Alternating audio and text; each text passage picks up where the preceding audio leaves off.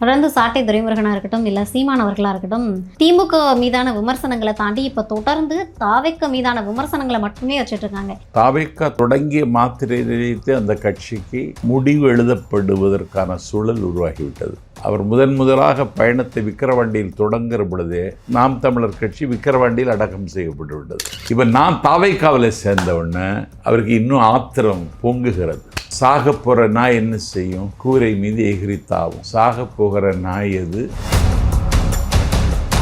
Udhayanidhi versus Vijay அப்படின்னு அந்த களத்தை எதிர்கொள்ள முடியுமா அப்படின்னு கேட்டிருந்தேன். அவர் துணை முதலமைச்சர், 1000 பிறை கண்ட திமுகவின் இளைஞரணி செயலாளர், 1 கோடி இளைஞர்களின் நம்பிக்கையை பெற்றவர் தமிழக வெற்றி கழகத்தினுடைய தலைவர் விஜய். அவர் அட்டக்கத்தி அப்படிங்கிறார். அட்டக்கத்தின்னு சொல்லிட்டு பேரே சொல்லியிருக்கலாமே. விஜயின் பேரை சொல்லுவதற்கே உனக்கு நாக்கு சுழுக்குது பேரு. அங்கதான் எங்க தலைவர் விஸ்வரூபம் எடுத்து வந்திருக்கிறார். ஏடிஎம்கே கூட அன்புமணி கூட்டணி வச்சிருக்கிறாரு. உங்ககிட்ட என்ன பலம் இருக்கு? 2ஆ உடைஞ்சிட்டீங்க, இப்ப 3ஆ உடையுது. நீங்க போய் அதிமுக சேர்ந்தோன்னா அதிமுகவே குட்டிச்சுவராய் கிடக்கு. அதில் போய் சேர்ந்தோன்னா எங்க ஜெயிக்க முடியும்?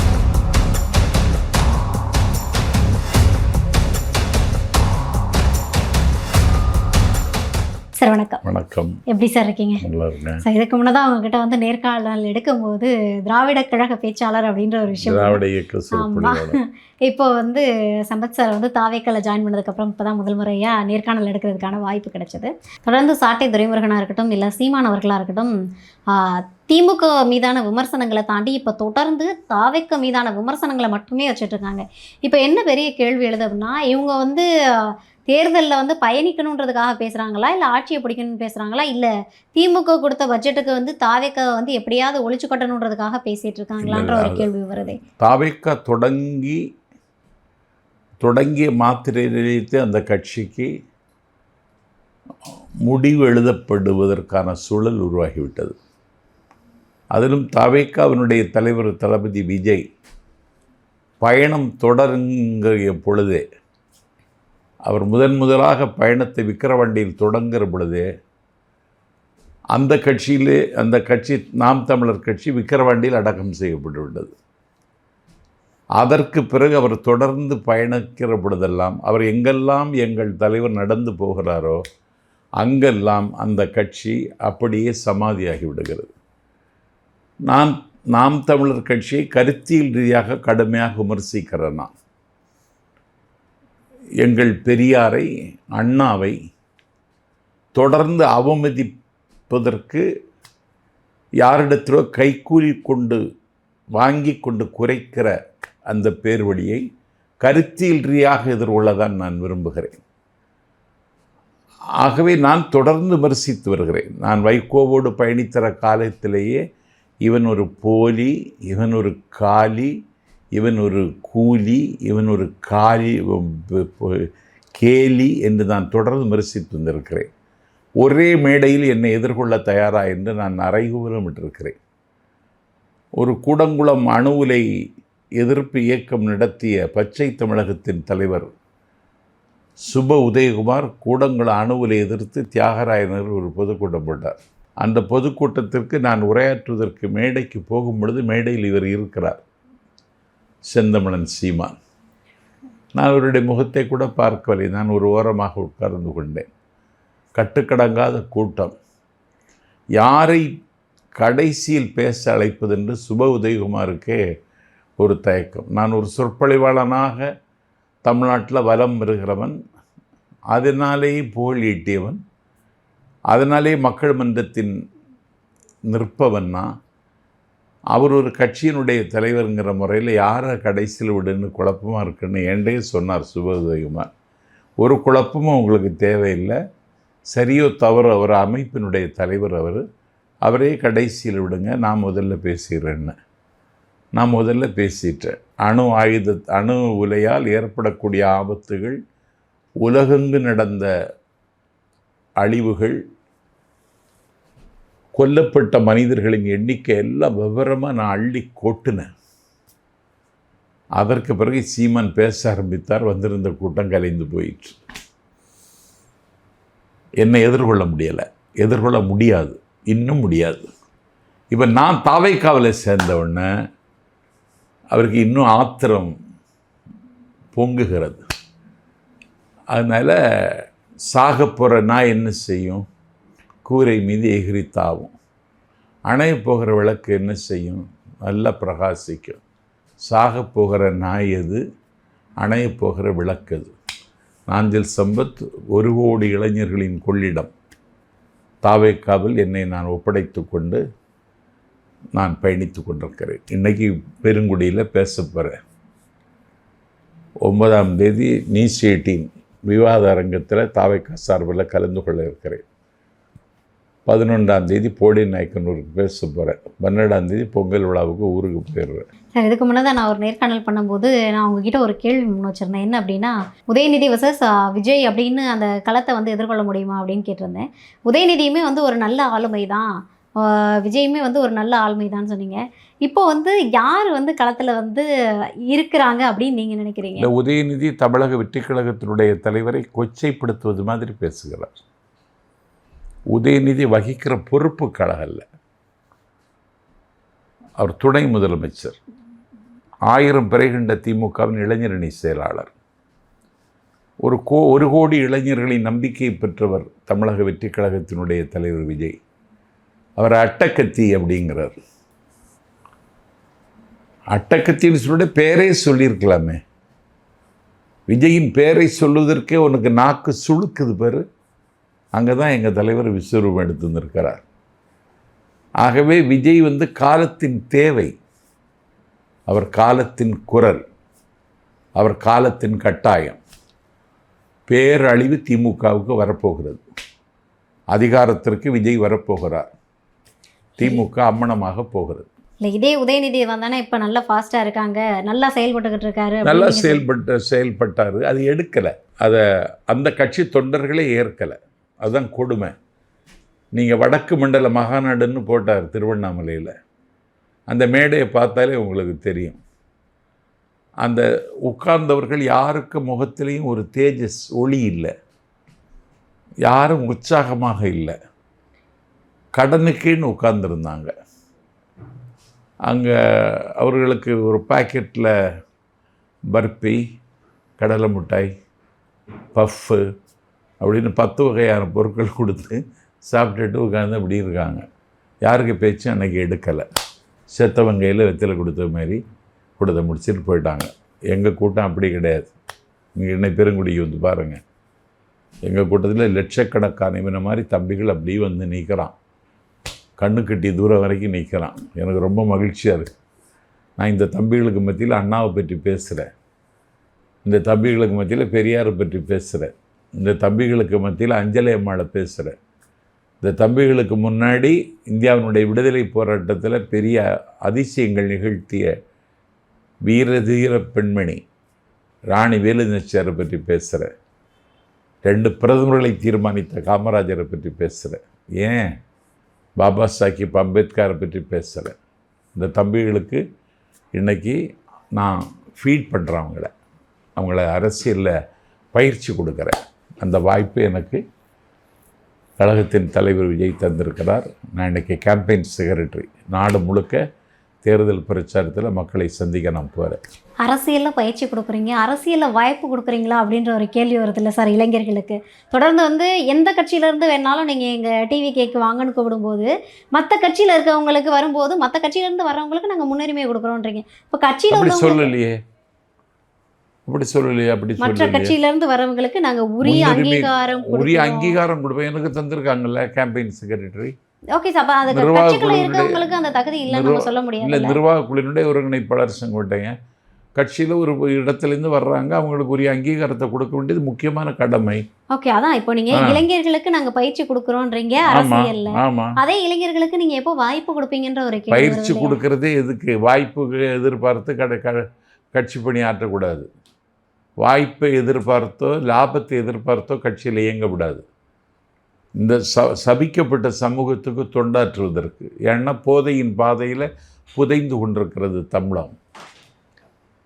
ஒரு நுகர்வு கலாச்சாரத்தின் நுகத்தடியில் கட்டப்பட்டிருக்கிறார்கள் இளைஞர்கள்.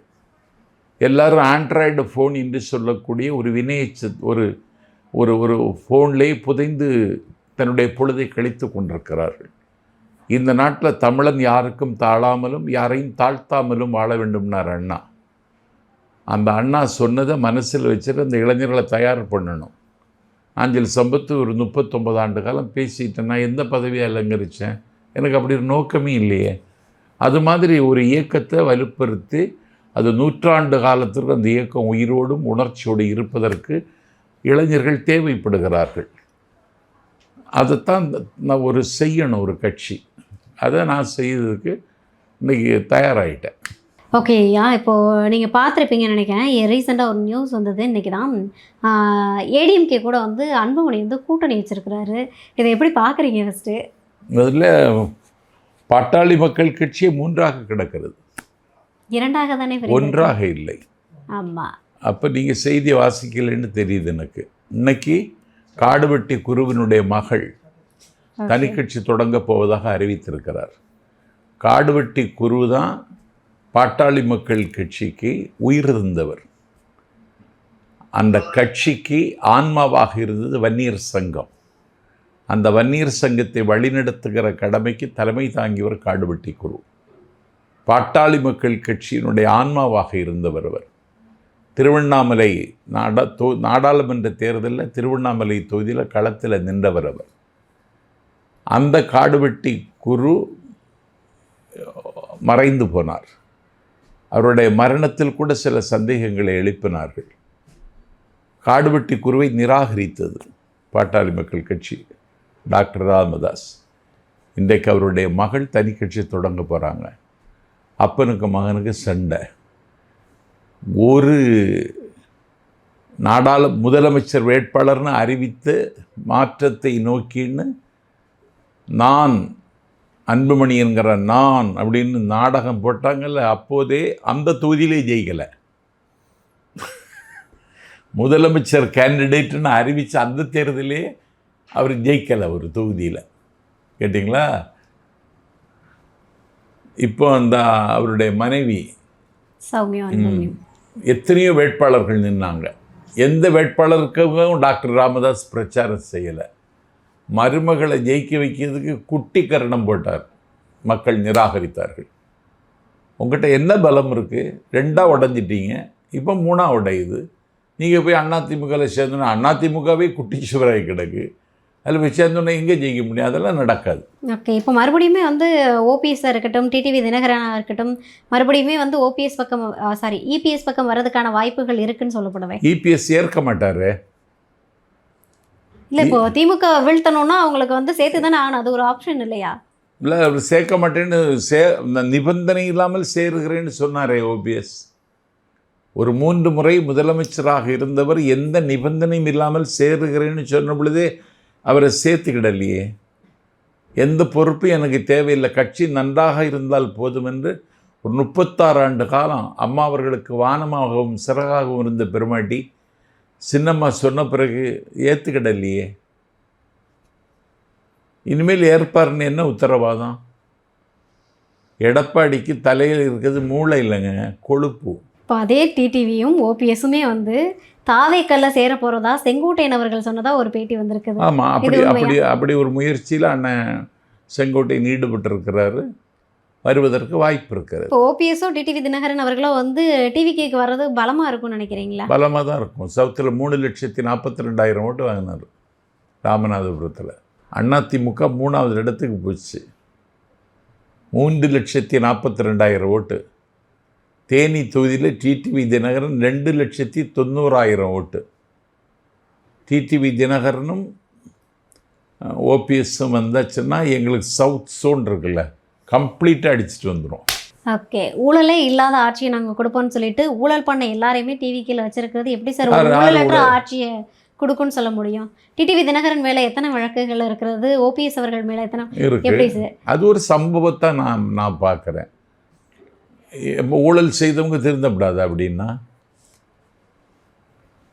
திருந்தக்கூடாதுன்னு நினைக்கிறீங்களா? அதெல்லாம் ஒன்றும் இல்லை. அது ஒரு சம்பவம். அவங்களுக்கு ஒரு கெப்பாசிட்டி இருக்குது. தூய ஆட்சியை நாங்கள் கொடுக்க போகிறோம். தூய ஆட்சி தான் கொடுக்க போகிறோம். தூய ஆட்சி தான் கொடுப்பாரு. பல ஊழல் செஞ்சவங்க ஆட்சியை வீட்டுக்கு அனுப்பிட்டு தூய ஆட்சியை கொடுப்பாரு. அதான் பல ஊழல் செஞ்சவங்க டிவி கேட்க வரும்போது எப்படி திரும்ப வந்து ஒரு நல்ல ஆட்சியை கொடுக்க முடியும்? ஒரு வல்லமையுள்ள தலைவர்னால் அது செய்ய முடியாது. திமுக அதிமுகவுக்கு மாற்றாக தானே டிவிகே வரப்போகுது. ஆமாம், அப்புறம் டிவிகேலேருந்து டிஎம்கேலேருந்தும் ஏடிஎம்கேலேருந்தும் வந்தவங்கள வச்சு ஒரு கட்சியை தமிழ்நாட்டில் திரும்ப நாங்கள் கலைக்க வைப்போம் அப்படின்னா அது எப்படி கட்சிக்கு தலைமை தாங்கிறவர் கண்காணிக்கணும். ஸ்டாலின் கண்காணிக்கிறாரா? கண்காணிக்க தெரியுமா அவருக்கு? எங்கள் தலைவர் கண்காணிப்பார், எல்லாரையும் கட்டுப்பாட்டில் வச்சுருப்பார்.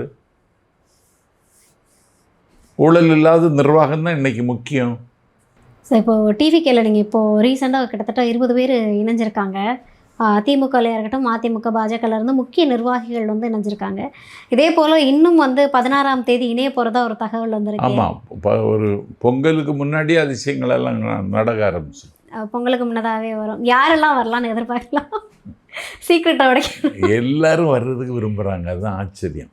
எல்லா கட்சியில் இருக்கிறவங்களும் வர்றதுக்கு விரும்புகிறாங்க. எங்கள் தலைவர் அதை பார்த்து தான் சேர்க்குறார். இவரால் கட்சிக்கு பயன்படணும், கட்சி அவருக்கு பயன்படணுங்கிற நோக்கத்தில் தான் பார்க்குறாரு. ஒரு வலிமை வாய்ந்த அமைப்பு. ஏன்னா திமுக ஒரு இராணுவ பலமுள்ள அமைப்பு. அதை எதிர்கொள்வது சாதாரண வேலை இல்லை. அதை சந்திக்கணுன்னா எல்லாருடைய துணையோடு தான் சந்திக்கணும்னு ஜனநாயக பண்போடு எங்கள் தலைவர் முடிவெடுத்திருக்கிறார். ஓகே, இன்னும் யாரெல்லாம் வர்றதுக்கு வாய்ப்புகள் இருக்குது சார்? நான் இன்றைக்கி பிரவீன் சக்கரவர்த்தியை பேட்டி இப்போ தான் நான் தொலைக்காட்சியில் பார்த்தேன். ஓகே, அவங்களே வர்றதுக்கு முடிவெடுத்துட்டாங்க. ஓ ஆமாம், அவர் முன்னாடியே சொல்லியிருந்தாரு விஜய் வந்து ஒரு முடிவெடுத்துட்டாங்க, மாபெரும் சக்தியாக உருவெடுத்திருக்கிறார் அப்படின்னு சொல்கிறார். அவர் நடிகராக பார்க்கக்கூடாது, அவர் அரசியல் சக்தியாக பார்க்கணும்னு அவர் சொல்கிறார். ஓகே, இப்போ இணையறதுக்கான வாய்ப்புகள் பிரகாசமாக இருக்குது. ஓகே, அதிகாரப்பூர்வமாக எப்படி சார் பிரவீன் சக்கரவர்த்தி வந்து தனிப்பட்ட மனிதராக வந்து டிவிக்கேல இணைவாரா, இல்லை வந்து காங்கிரஸ் கூட கூட்டணியான சட்டமன்ற குழுவினுடைய தலைவர் ராஜேஷ்குமாரே அந்த விருப்பத்தை தெரிவித்திருக்கிறார். மாணிக்க தாகூர் சண்டையே பிடிக்கிறார் திமுக கூட. அங்கே வார்த்தை போர் நடக்கு. மாணிக்க தாகூருக்கு அங்கே அந்த கட்சியில் அப்துல்லான்னு ஒரு தான் இருக்கான், அவன் பதில் சொல்கிறான். மாணிக்க தாகூர் எதிர்வினை ஆற்றுகிறார். அதுலேருந்து புரியலையா உங்களுக்கு? காங்கிரஸ் அந்த முடிவுக்கு வந்தது மாதிரி தான் தெரியுது. ஓகே, ஏன்னா இப்போ காங்கிரஸ்ல இருந்துமே காமராஜர் அவர்களுடைய பேத்தியுமே சேர்ந்திருக்காங்க. ஆமாம், அவங்களுக்கு ரீசெண்டாக தான் வந்து ஒரு பொறுப்பே கொடுத்து வச்சுருந்தாங்க காங்கிரஸில். அப்படி இருந்துமே அங்கேருந்து வந்துட்டாங்க. ஓகே, இன்னும் ஏன்னா காமராஜரை எங்கள் தலைவர் கொள்கை தலைவராக ஏற்றுக்கிட்டார். கேட்டிங்களா? அப்போ காமராஜரை நேசிக்கிறவர்களுக்கு விஜய் மேலே ஒரு ஈர்ப்பு வருவது இயல்பானது. ஓகே, ஆமாம். ஏன்னா இது வரைக்கும் அப்படி யாரும் செய்யலை. காங்கிரஸே காமராஜருடைய பிறந்தநாளை கொண்டாடலை. இன்றைக்கி கொள்கை தலைவராக ஏற்றுக்கொண்டு இன்றைக்கி இப்போ நாஞ்சில் சம்பத்து பெருங்குடிக்கு போகிறேன்னா நான் மேடை ஏறுறதுக்கு முன்னாடி கொள்கை தலைவர்களுக்கு மலர் போட்டு அவங்கள வணங்கிட்டு தான் நான் மேடைக்கு போவேன். காமராஜரை கொண்டாடுகிறது தாவேகா. அப்போ காமராஜ் பக்தர்களுக்கு ஒரு ஈர்ப்பு வரத்தான் செய்யும்.